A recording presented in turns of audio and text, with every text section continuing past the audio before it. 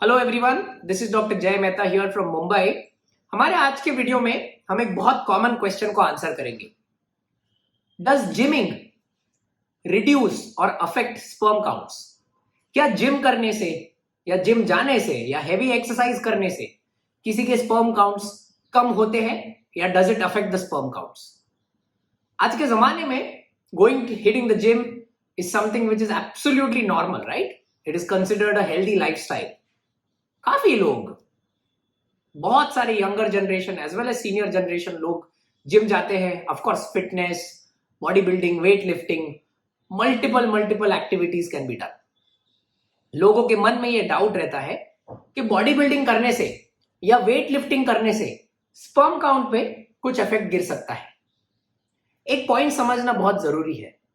Any activity which is done in normal limits is very good for the body. जैसे अगर आप कोई trained professional gym में कोई ट्रेनर के साथ आपका जिमिंग करते हो या बॉडी बिल्डिंग या जो भी शब्द सुनाए, वो चीज बॉडी के लिए बहुत बेनिफिशियल है।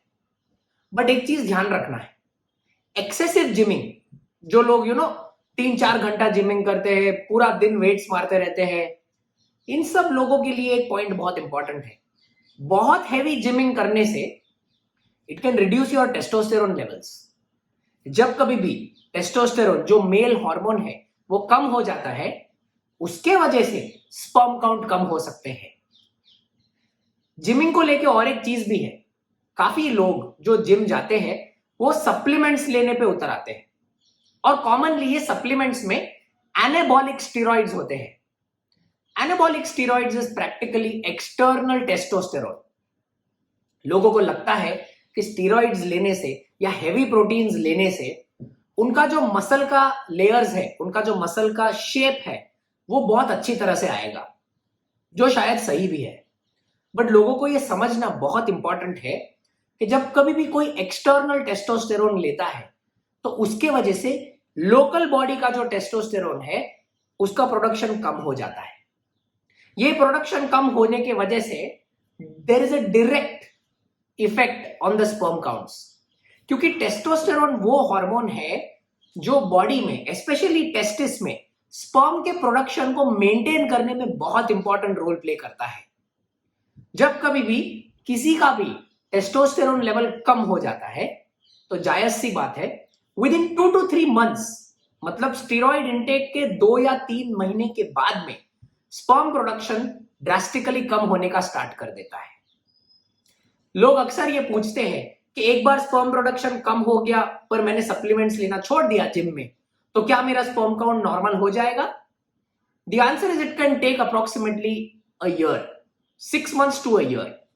6 महीने से लेके 1 साल तक का समय लग सकता है स्पर्म काउंट्स को वापस नॉर्मल होने के लिए, एक बार आपने सप्लीमेंट्स बंद कर दिया उसके बाद में।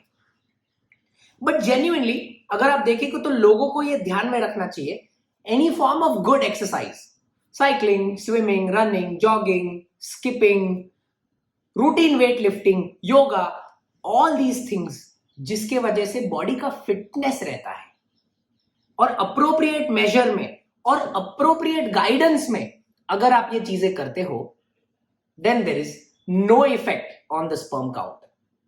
One must remember, heavy gymming, heavy weight lifting and consumption of external testosterone, external steroids, ये 3 चीजें ऐसी है जिससे आपका बॉडी तो बिल्ड हो जाएगा, आपका मसल्स हो जाएगा, पर आपके स्पर्म काउंट पे थोड़े से इफेक्ट्स आने के चांसेस बहुत ज्यादा रहते हैं।